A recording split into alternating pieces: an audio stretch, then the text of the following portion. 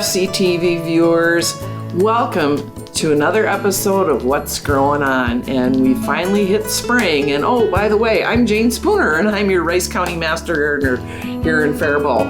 And so we're going to talk a little bit about what to do in April and May for your garden. And I know that everybody's kind of anxious to get out in their gardens, but there are still some things you shouldn't be doing, but there's some things that you can kind of do to prep yourself.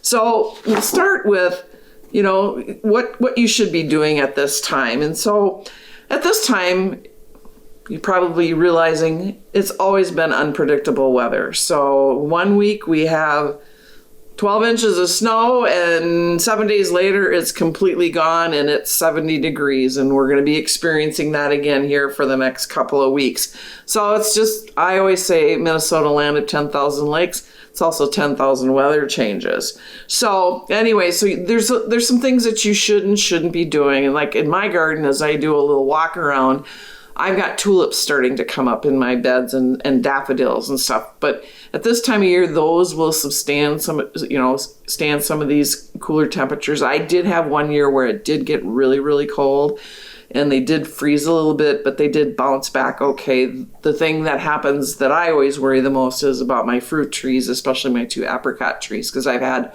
where they just started to bud out and we had a frost and they're a little bit more delicate. So those are some things I can't control because I don't have a big enough blanket to put over that tree.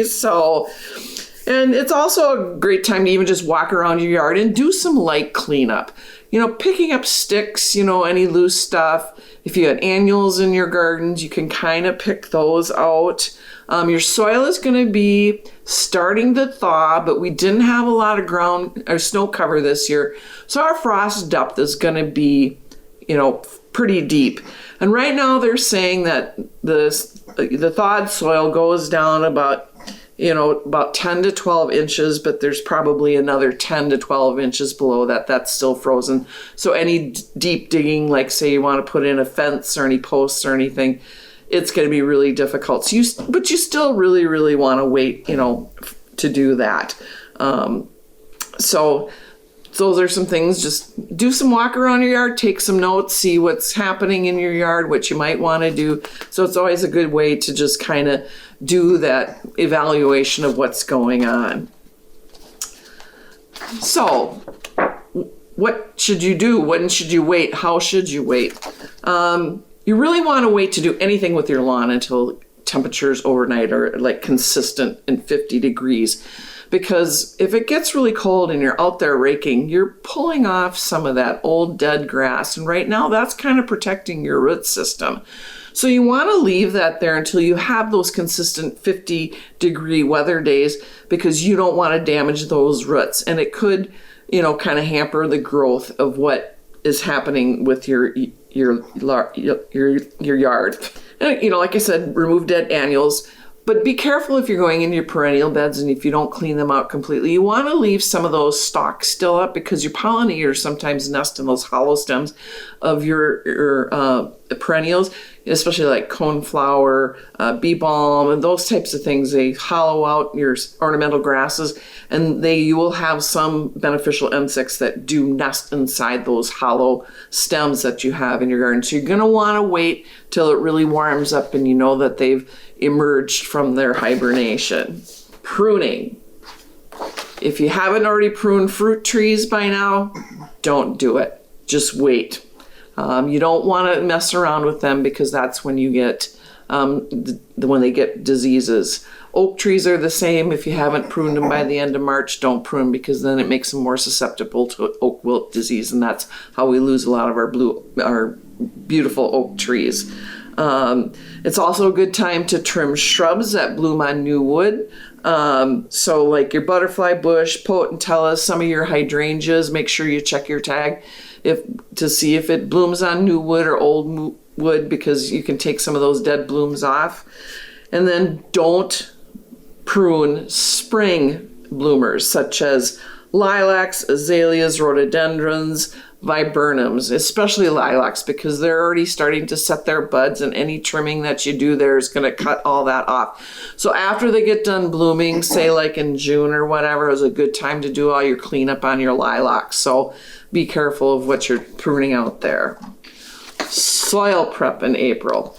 Good time to really take some assessment there.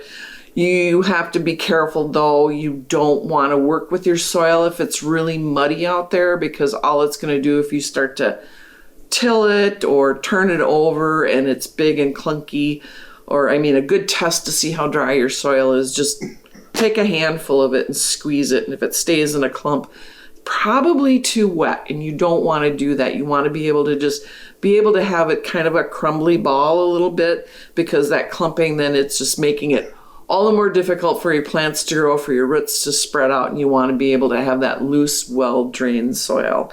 It's also a good time to maybe add a top layer of compost or manure on the top of it, and when the time comes, then you can kind of start to turn it in when it dries out enough. So you can at least start to put that out there and let it have some benefits. Again, I preach this all the time. It's a great time to test your soil. I have raised vegetable beds, so because of that, they're more susceptible to that warmth, so I can dig down in there pretty well. But I can take my soil sample, I've talked about it before, University of Minnesota Soil Testing Lab, and send that in. It's a great time to send it in now that you probably don't have a lot of people that have done it yet, so you're going to get the results back from the university testing lab, and it will let you know what you really need to amend your soil with. If you need to put in compost or manure or a nitrogen fix. I know I had problems for a while with my new garden beds, and I was very deficient in nitrogen, and so I just used some blood meal to work in the soil, and that did the trick the next year. So a good time to work with your soil. So can you do any planting?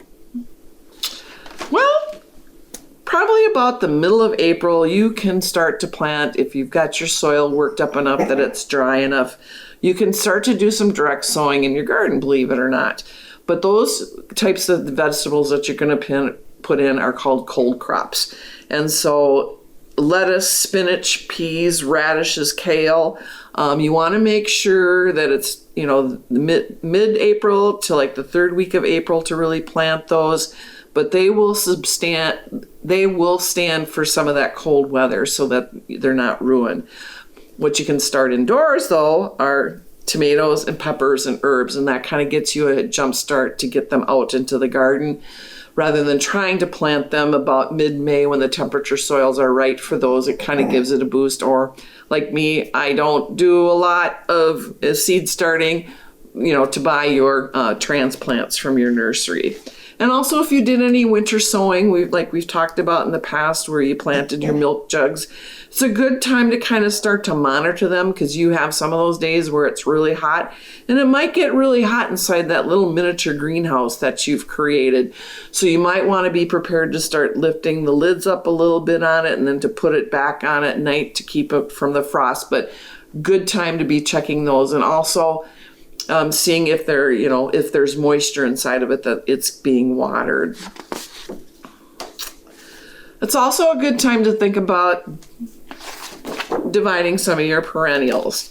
And just like I said, my tulips and daffodils are starting to come up, but about mid-May, I'm already starting to see like some of my daylilies starting to come up. They're not very big, but in a couple of weeks, if we get some warm weather, they're going to sprout up. And so it's a good time to go in and dig those up and divide them.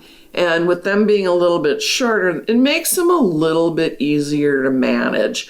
And so they're a little easier to work with. So it's a good time to look at areas that might need those divisions. Hostas is a good thing to divide now at this time. Either find a new place in your garden or put it in a pot and kind of protect it a little bit. Share them with your friends. So it's, a great time to take a look at revamping some of those gardens. And ornamental grasses are a good time to divide as well.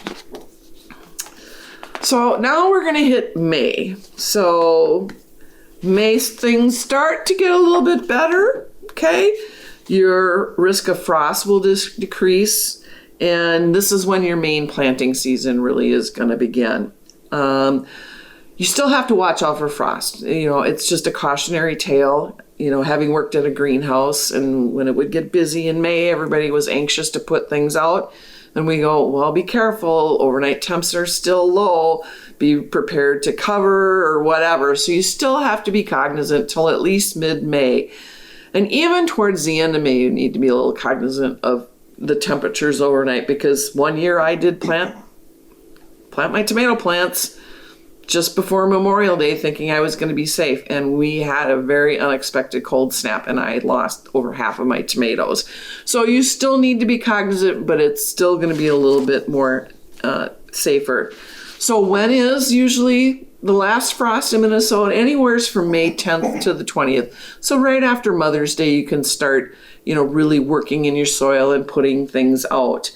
But you don't want to rush your warm crops. For me right now, I've kind of gone to, I buy my tomato plants probably towards the end of May and kind of just leave them in their pots and water them and leave them out in the sun.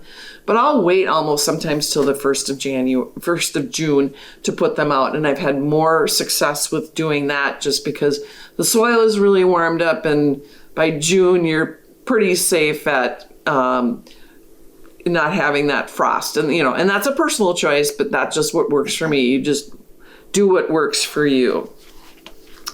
And this is probably, if you're a flower gardener especially, this is your favorite time of year. This is where you can really get your hands in there. And it's a great time to start planting your flowers at mid-May. So all your annuals, petunias, marigolds, zinnias, whatever, it's a great time to put your hanging baskets together if you don't already buy them pre-planted. Designing your container gardens. Again, cautionary tale. If you plant them early in May, make sure you have some type of a vehicle to get them in and out of a garage in case you get a cold snap. I do some on my front porch. And so there is an overhang there, and they're up against a wall, so they're a little more protected. But you just really have to be careful as far as watching that overnight temperature and be prepared to pull some of those in. But at least you can start doing some design work. Think about what you want to put, where you want to put your containers, and so it's a great time to start pulling those things together. Planting vegetables. After the first frost, tomatoes, peppers, cucumbers, squash and beans. Early May, carrots, broccoli, beets. So all the good stuff to make meals later on. How about lawn care for the month of May? Light raking. Again, consistent temperatures of about 50 degrees. You don't want to have that threat of frost. You don't want to damage those crowns of your grass. You want to wait for your first mow for your lawn to be at least 3 to 4 inches tall to get it really, really established. Especially if you did go out and rake early and you have some bare patches, just leave it get to that 3 to 4 inches. And it's also a good time to do some light fertilizing. And as long as you're going to do soil testing for your vegetable garden or your flower garden, you can also send in samples of soil that's specifically for your lawn to the University of Minnesota Soil Testing Lab. And they too, you can mark it on there. This is for lawns, and it will come back with a report that specifically tells you exactly what fertilizers and what amount to put on there. So if you're going to do your vegetable garden, you may as well do your flower beds, and you may as well do your grass as well and get it all done in one fell swoop. Also to do and think about this time, especially if you need to add some mulch, it's a little bit easier to add mulch when there's not a lot of growth on your plants. Believe you me, I've waited sometimes and it just makes a mess for a while till I can get it shaken off of all the plants and everything, and it's just a little easier to bank up around the bases of your plants.